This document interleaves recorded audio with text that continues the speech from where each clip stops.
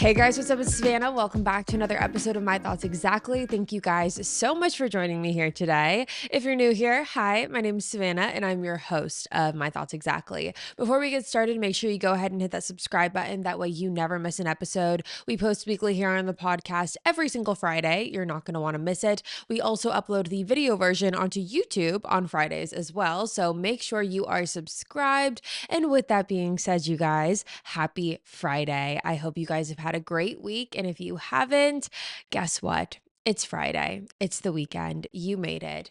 Happy Friday, you guys, and happy November. It feels like there are a lot of firsts happening in this episode. It is the first episode in November. It is also the first of November, and it is the very first episode that we are doing on the new channel. I cannot believe it. I'm so excited about this, you guys. I really am. And I don't know if that came across as much in last week's episode. I feel like in last week's episode, I really was just kind of explaining my headspace and why we're doing this and why I think it's the right idea. And first of all, I want to thank you guys so much for being so freaking supportive. Not that I had any doubt in my mind whatsoever, because you guys are always just the absolute best. But the fact that you guys were just so supportive of this next move and this next chapter and the beginning of a new era, and you guys went and subscribed to the new channel, it just meant so much to me. It truly was so heartwarming to see that and to see that you guys are still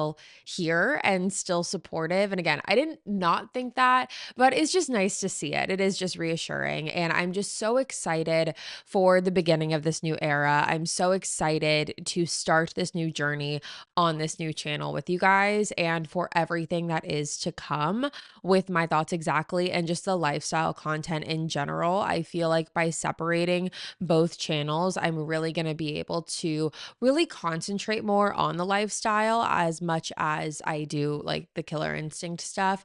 So I'm just really excited and I'm very, very much looking forward to this next chapter. And I thought when I was thinking, what would be the best episode or the best start to this new channel, the best start to this new chapter, which by the way, if you're an audio listener, you're probably like, Savannah, what the heck are you talking about? If you didn't catch last week's episode, we have completely really just transformed and reinvented the YouTube channels that I currently have.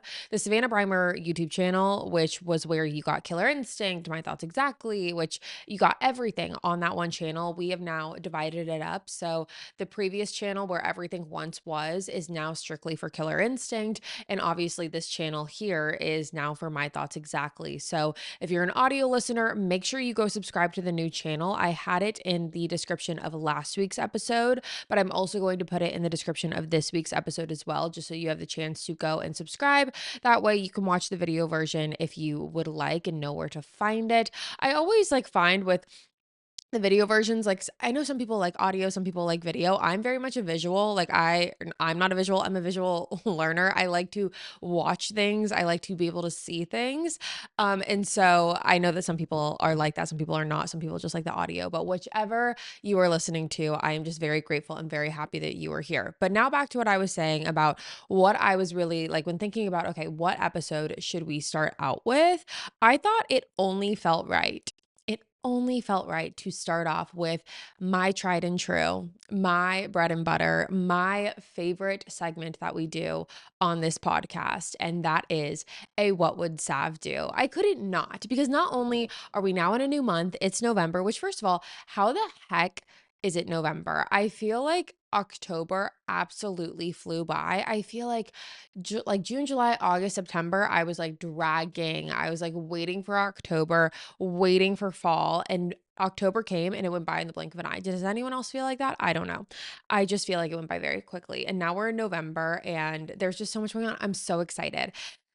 Anywho, as I was saying, I thought the best way to really start off this new channel is by doing a What Would Sav Do? These are my favorite segments to do with you guys because I just feel like I love being able to connect with you this way. If you don't know what a What Would Sav Do is, it is very self-explanatory. It is where I ask you guys, what is going on in your life? What's bothering you? What are you dealing with? And that is when I, Sav, hey, hi, hello, come in and tell you what I would do in your situation. I'm not telling you it's the best advice. I'm not even telling you you should follow it. I'm just saying that if this were me, this is what I would do. If you want to be a part of the next What Would Sav Do or any future segment that we do on this podcast in the future, make sure you're following the My Thoughts Exactly Instagram page. It is just at My Thoughts Exactly podcast. It's also always in the description for you to go check out. But with that being said, let's jump into what is going on in your guys' life. So here we go. All right, first one. Girl, it's about time that I'm questioning my relationship. Or sorry, no. It's about that time when I'm questioning my relationship. I hate hurting people. Help. Okay. I feel like this is something, well, I don't feel, I know that this is something that I have felt not in my current relationship, but in my previous relationships. There have gotten to be points where I have very much questioned myself. I've questioned what the future of the relationship looks like. I have questioned if this was something that I wanted to be in anymore. And it is a very scary feeling, and it can be a very like daunting feeling because you're like, oh my God, like, okay, I'm questioning this. Does this mean like I have to end it right now? Like, what does this mean for me? And I think that what I encourage you to do is I encourage you to really ask yourself like what it is about the relationship that you don't like. Is this something that can be fixed? Is it not? If you're quite simply just like, I outgrew this relationship, I don't want to be in it anymore, and that your mind is made up, that is that's a different conversation. And it kind of feels like that's where you're at because you said you don't want to hurt people.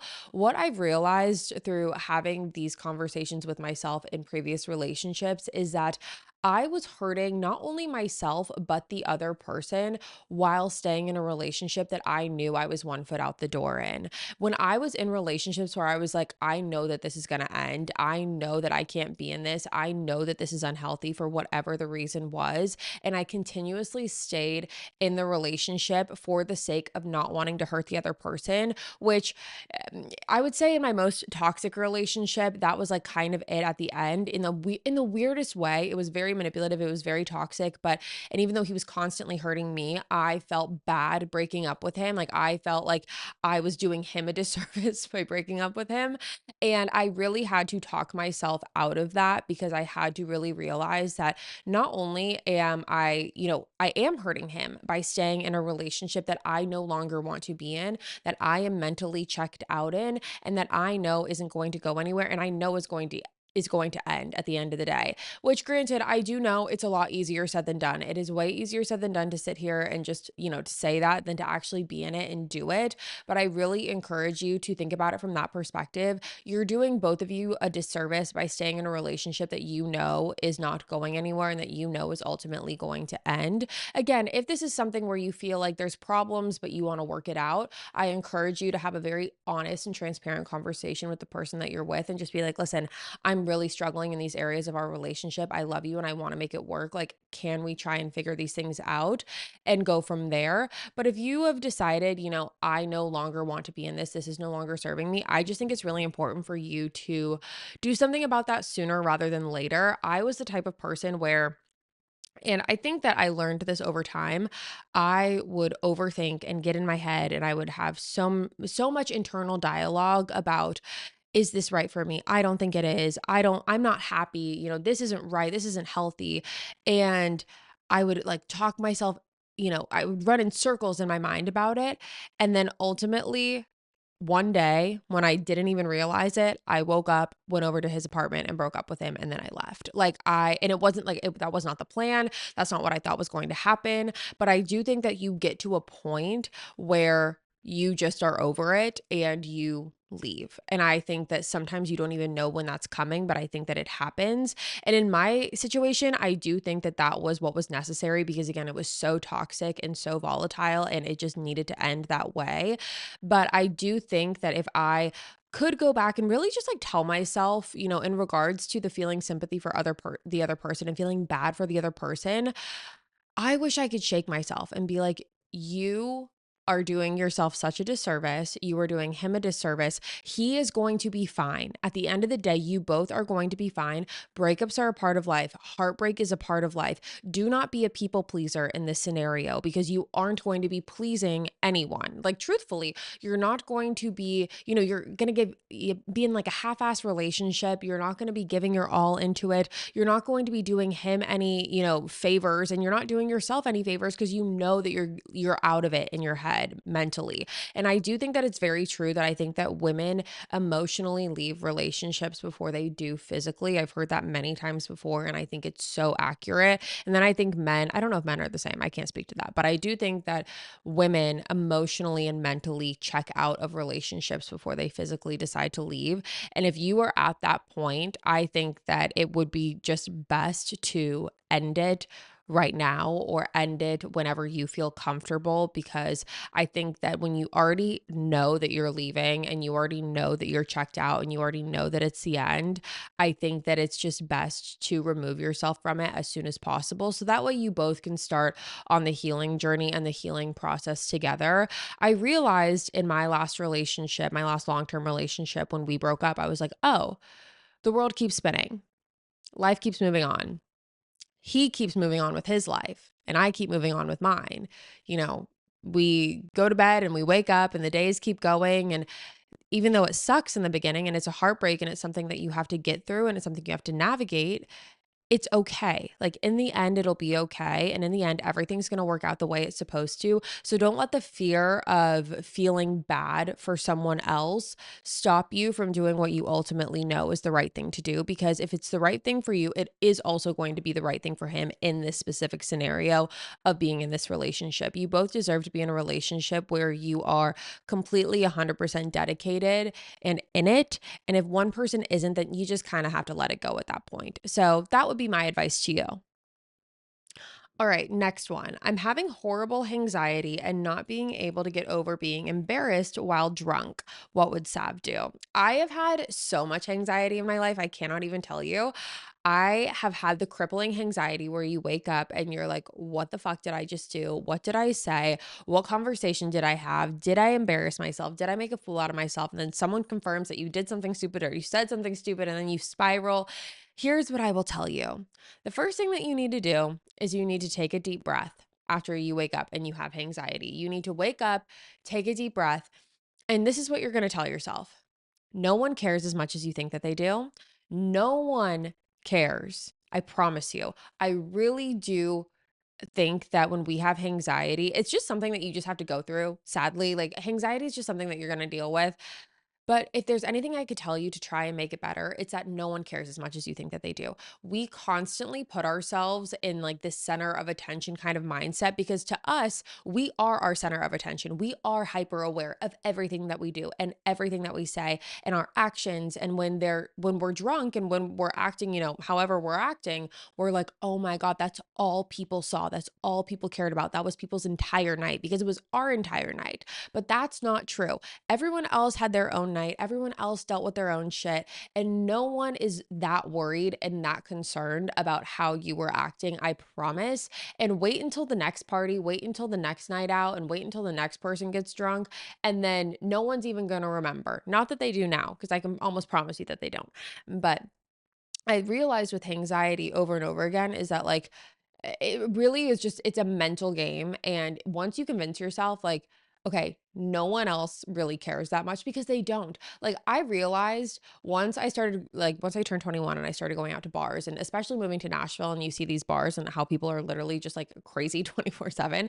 We have this thing called Broadway on Nashville. If you know, you know. And if you don't, it's just like this strip of bars where they're like different country music stars bars. Like Luke Bryan has one, Jason Aldean has one, and who else? Like literally everyone. Lady Wilson has one, Luke Combs has one, Eric Church has one, all these people have these bars, and you go and you're like, oh my God.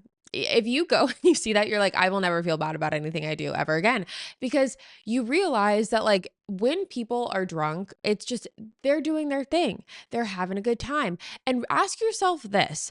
When you have gone out and when you have gotten drunk and when you have, or not when you have gotten drunk, but when you have gone out and when you have been in scenarios where other people are drinking and other people, could do something that's like embarrassing or maybe say something that's embarrassing, do you harp on it? Do you sit there like for the next couple of days and be like, oh my God, I cannot believe that they did this. This was so embarrassing. Like, how are they going to show their face again? No, probably not. At least I don't think so. But that's the kind of, message that you need to remind yourself is that the only person that is caring as much as you is no one. So I think I should rephrase that. No one is caring as much as you. No one is caring as much as you are about how you acted and about how were the night prior. I promise you, it is okay. You need to take a deep breath, take a shower, just get started on your life, have a rot day, turn your phone off, watch a comfort show, do anything that you need to do to make yourself feel better, but do not allow yourself to go down the rabbit hole of just like having this crippling anxiety because it's not going to do you any good and it's going to go away in a couple days anyway. So like it really is not going to matter. I promise you. Just try and turn it off as much as you can and just remind yourself that no one cares as much as you think that they do. How to get yourself back out there after getting out of a long-term relationship.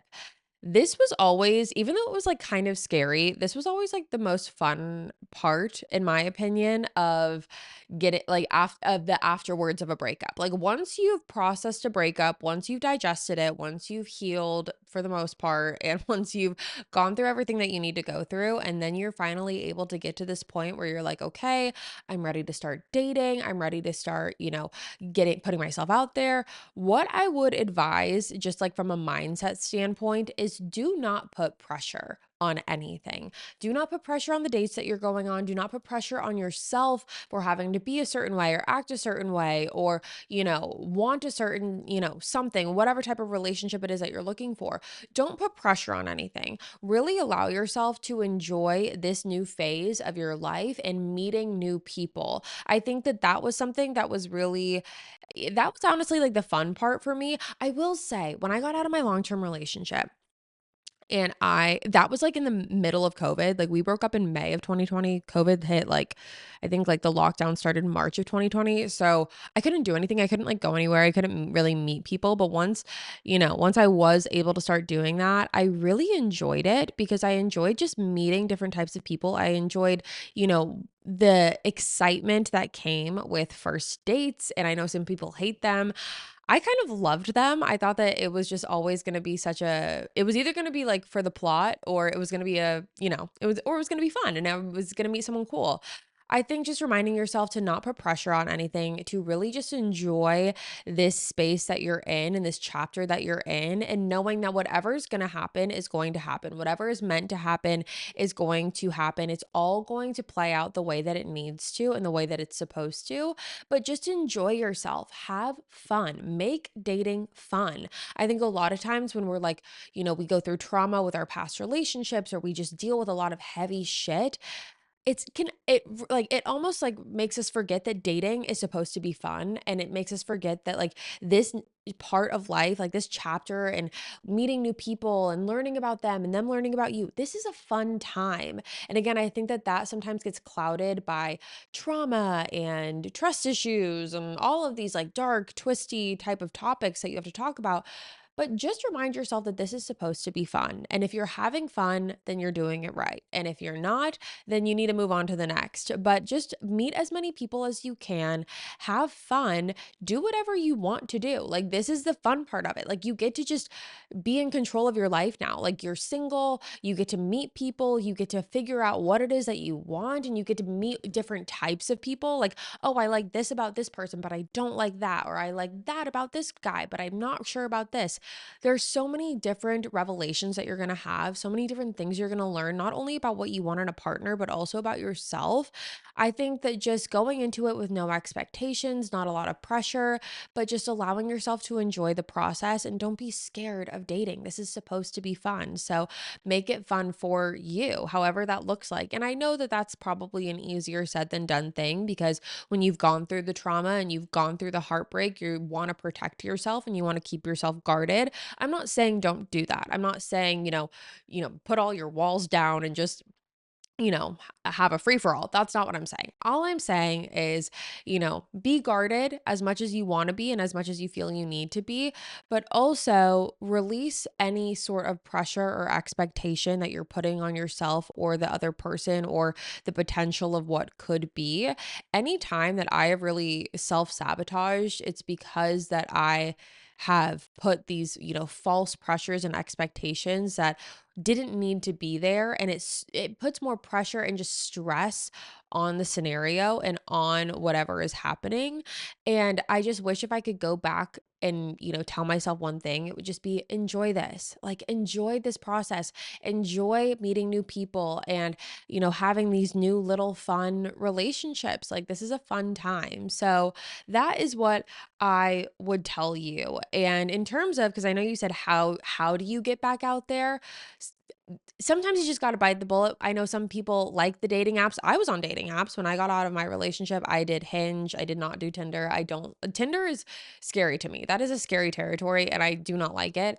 But I did do Hinge. I think that was the only one that I was on. And I went on, I think like I mean, they were failed situationships, but like the three people that I went on those dates with, they ended up being situationships in their own right. And there was probably a couple other failed ones in there too. But I mean, the dating apps are fun.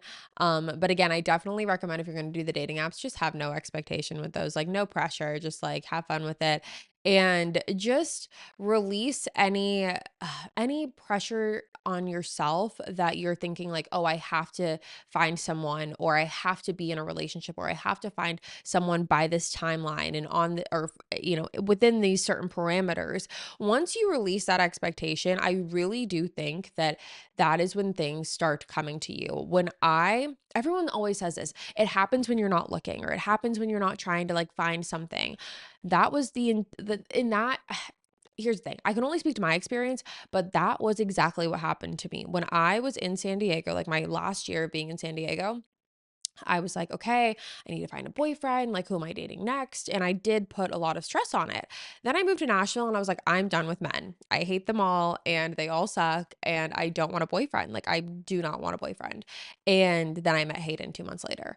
I think that there is something just energetically about when you let go, that is when the things that are supposed to happen to you do happen. Because when you're searching and you're like, trying to find, and there's so much stress and there's so much pressure, it's like, obviously, that is not going to serve you well because you're not allowing things to just naturally happen the way that they need to.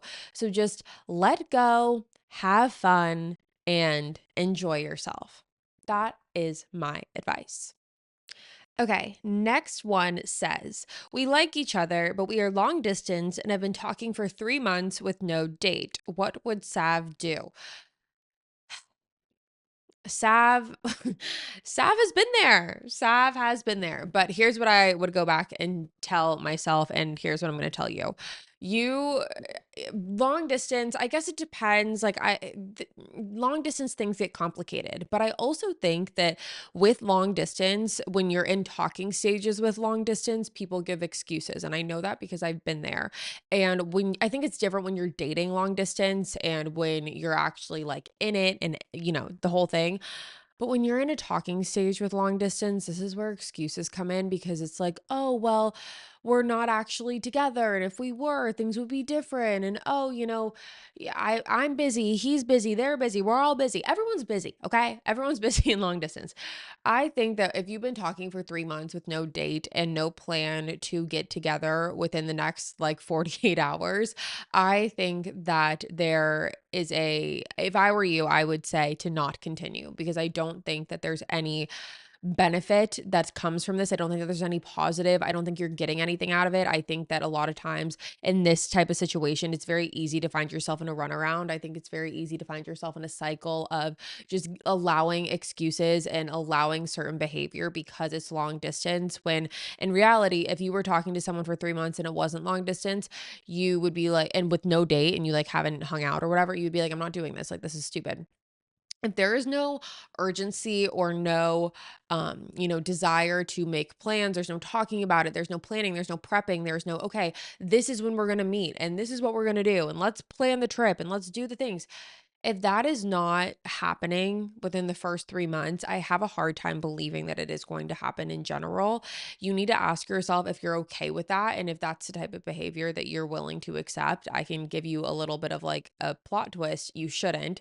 I think that you should be with someone who can't wait to see you and want to be with someone who, would do whatever they had to do in order to be with you and to go on a date with you. And again, we're asking for the bare freaking minimum here. I think that a lot of times in long distance, when it's in the talking stages, people get very complacent and they get very comfortable and they know that they can hide behind this mask of, oh, but we're long distance, and oh, well, she's not here and he's not there. And whatever. Like you hide behind this because it's easy. It's the easy way out to be like, well, you can't get mad at me because if we were together, if we were, physically closer in proximity, this wouldn't be an issue, but we aren't. So, and it's like, no, that shouldn't matter. And I remember there when I was in like a long distance situationship for like an embarrassingly long time. I think I actually told the story on here. I think it was one of the first episodes we did. I think I called it like,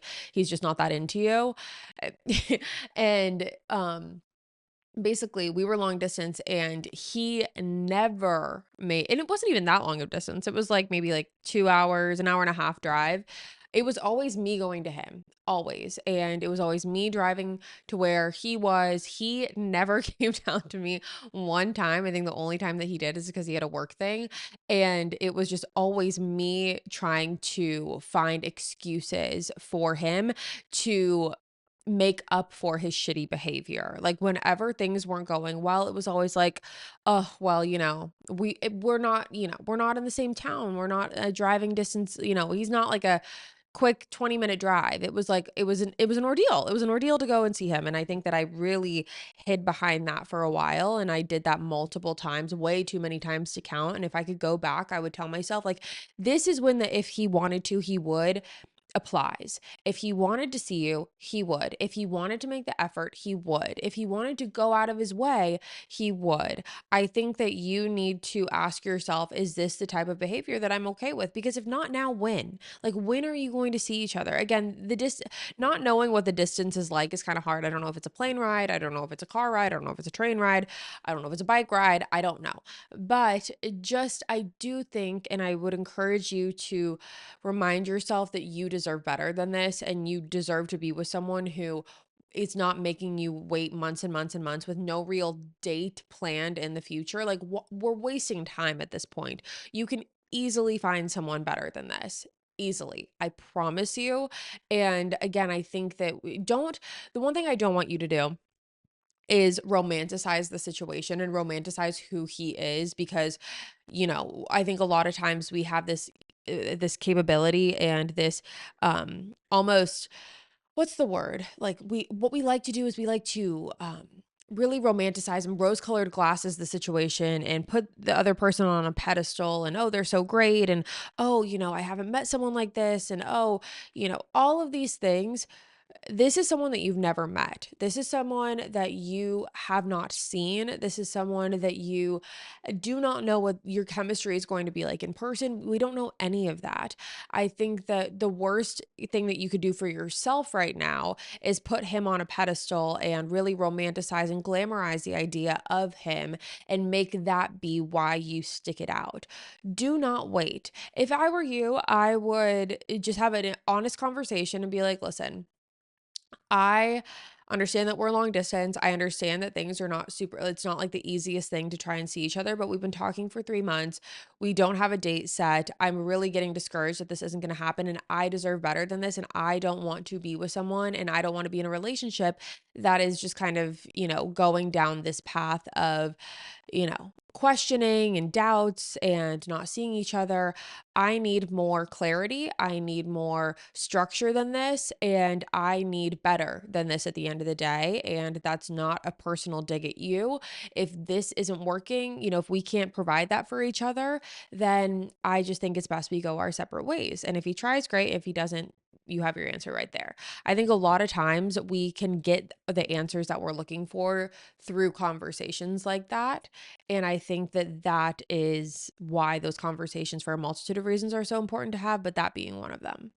My boyfriend and I are moving into a house together, but we have very different decor styles. What would Sav do? Love you. I love you too. And congratulations on moving in to a house with your boyfriend together. That is so fun. Join the club. I love it. And when it comes to the decor, I don't know if I'm going to be the best person to ask about this because when it came to the decor, like Hayden was literally just like, yeah, you just do what you want. Like he never really cared that much and he's never really been big into interior design or decor. So he was very much like, you can just do what you want, like go crazy. If your boyfriend is adamant about like wanting to have a say in the interior design and like decor of your house, I think that that's just going to be like something that you guys might have to compromise on a little bit and like have the conversation about it. Here's what I would do if I were you. And again, this depends on like where, how many bedrooms and like what kind of house you're moving into. I would tell him, you can have, this is going to sound bad. Okay, but we're being honest. This is what I would do. I would say you can have a room. You can have either whether it's your if he has an office or a guest room or, a cabinet or a shelf, that can be yours and you can decorate that and you can go crazy. Go crazy, go wild, decorate it however you want. For Hayden, we live in a 4-bedroom house. And so Hayden has an office, I have an office, we have a guest room, and then we have our bedroom. Hayden has his office. He can do whatever he wants in his office. That's his room. He can go crazy. He can do what he wants. Everything else, everything else is pretty much me and my decor style. And I do think that Hayden has never like thrown a fit over the decor that I choose and over like our interior design. And he's never made it an issue. If it's like something that you guys like are actually needing to compromise on and you need to find a middle ground for it, I would just, go through the stuff that you have, pick the pieces that you both like of each other's and figure out a way to make it work. Maybe you guys come up with your own new category for interior design and decor. Make this a fun process. Don't harp on the little things, and truly like interior design and like decor is one of the littler things. Like we don't need to make this into a big thing. We don't need to make this into a fight or an argument. Have fun with it, like joke around with it, like figure out what stays, what goes, what you guys like moving forward. And I think that at the end of the day, you just need to remind yourself, like, this is supposed to be fun. This is a fun process. You guys are moving in together. This is such a big thing and it's such a great thing. So just remind yourselves of that when you're going through the whole designing process. At the end of the day, it's going to look great. That's the other thing. Neither of you want to live in a house that's ugly. Neither of you want to live in a house where you don't like the design and you don't like the decor. It's going to look good. It's going to look good. I don't know. That probably wasn't very helpful, but congratulations. That is super exciting. And I'm very, very, very happy for you. My boyfriend makes me feel like dirt and feels like he hates me, and I can't bring myself to leave. Okay. There are so many episodes I feel like I could direct you to based off of this topic of just feeling like you're in a toxic relationship, feeling like you're unloved. And what I will say is this: I think that the purpose of being in a relationship is to be with a partner who provides you with love, support, makes you feel safe, is someone you enjoy being around, is someone who makes you feel good about yourself. There's other things to it, obviously, but we're just talking about like characteristics of the type of person that you want to be with. Those are the qualities, right? You want to feel loved, you want to feel supported, you want to feel cared for. If you are not getting that out of your relationship, then you need to leave. You need to leave. And I say this in a very almost like matter of fact serious way, because I do think that when you start to allow certain behavior, and I'm not putting this on you whatsoever, but when certain behavior starts to happen with no consequence, people think that they can get away with it. People think that they can continue and escalate that behavior because they haven't received a consequence for it. If someone is belittling you or disrespecting you or talking down to you or treating you horribly, you need to leave because it will only get worse. There is no going up after that. When they see how they can treat you, they remember that. It's not like they treat you like that and they're like, "Oh, you know what? Yeah, no, I'm not going to do that. Not going to do that anymore. Let's be nice now." It's not going to happen.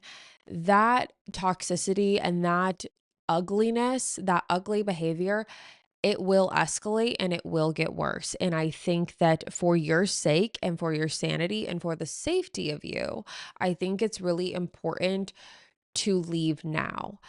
You will be fine. You will be more than fine. You will be better than you were before because you're not going to have this weight that's constantly dragging you down. You will finally be able to breathe a freaking fresh breath of air and not feel like you're suffocating. You need to be able to stand up for yourself and walk out of the situation that is no longer serving you. You need to be able to fight for yourself and you need to choose yourself at the end of the day. And that is going to be really, really, really important for you.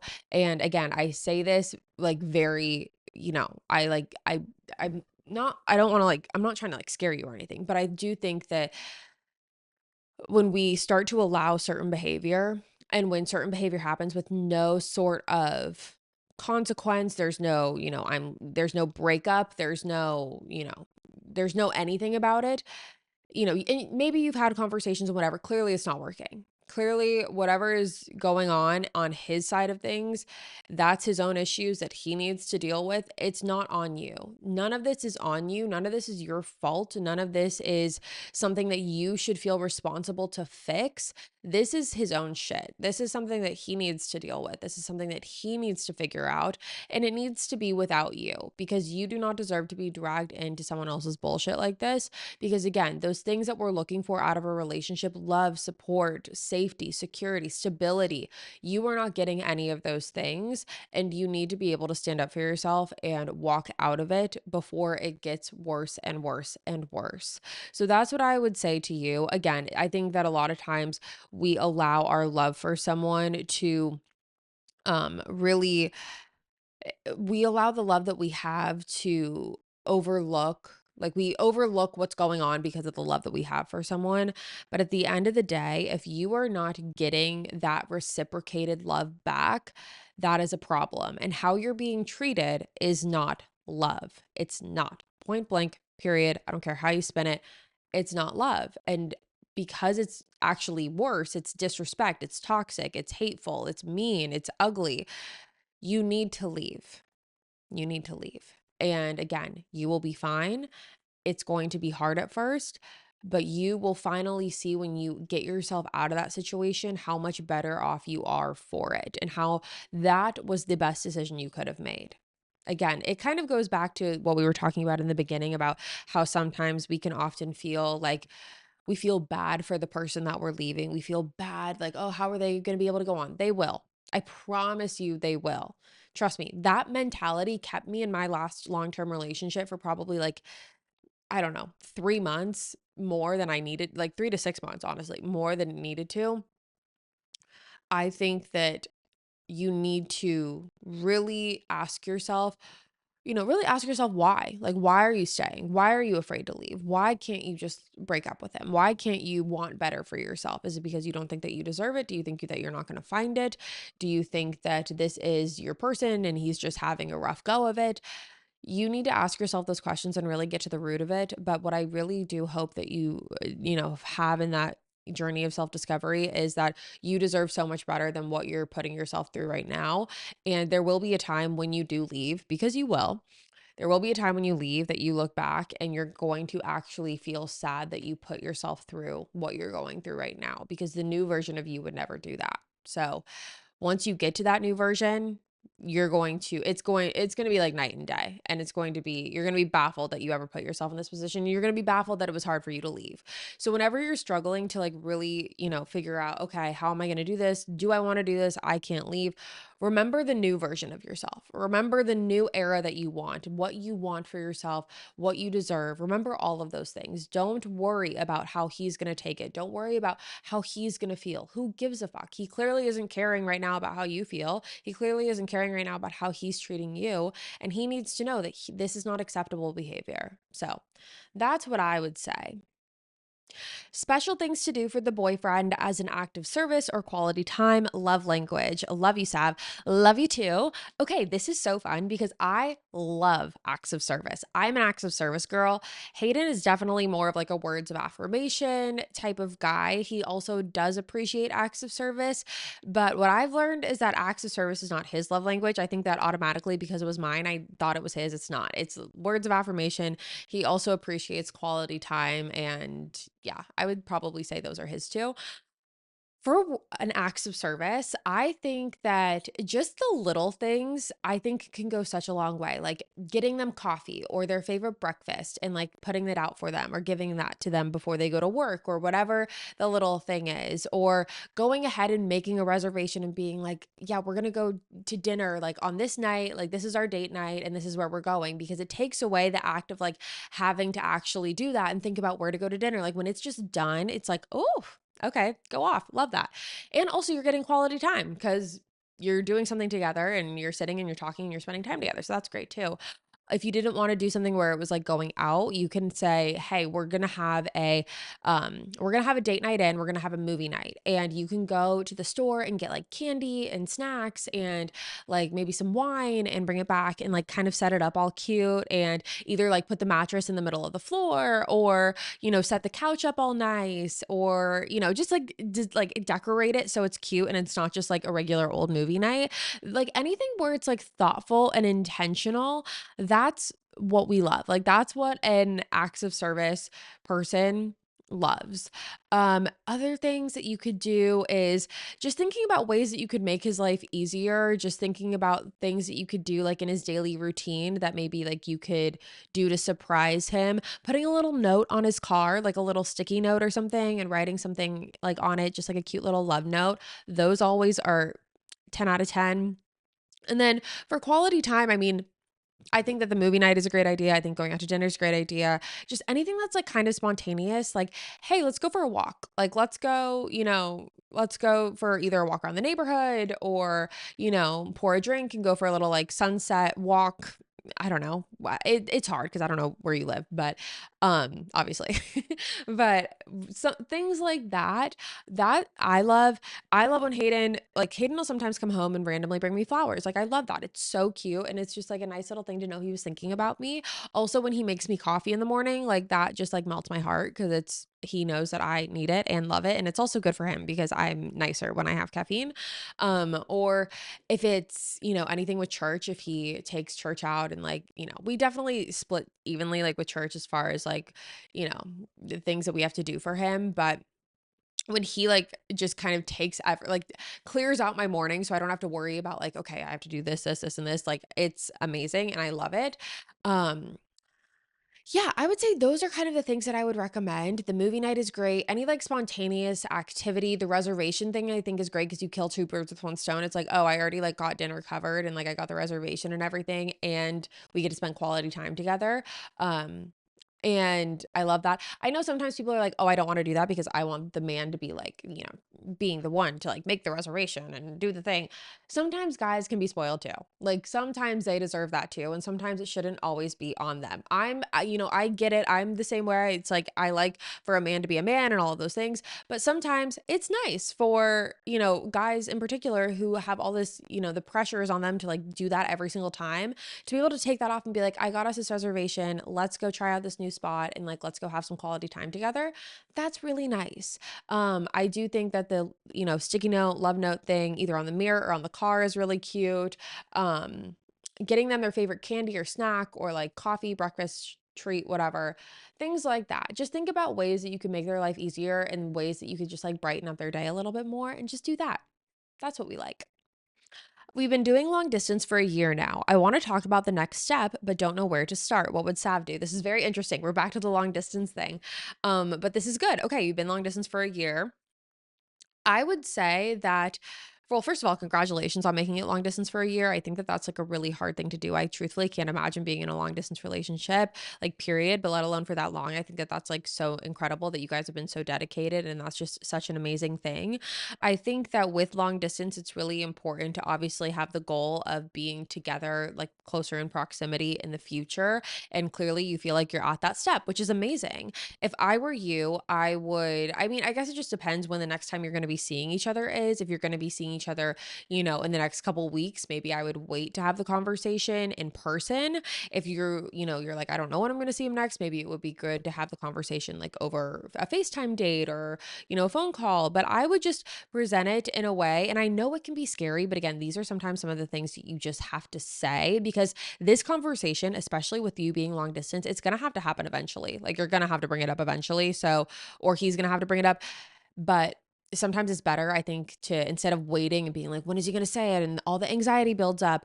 I think what I've learned is it's so much better sometimes to just say things when you're thinking them. And so I would just approach it and be like, listen, I know we've been doing long distance for a year and I know that it's, that's like, obviously an amazing milestone, but I love you and I'm really ready to kind of take this thing to the next level and to move on to the next chapter for us. And I don't really want to be doing long distance anymore. And like, how do you feel about that? Because that's where I'm at with it. And I would just want to make sure we're on the same page.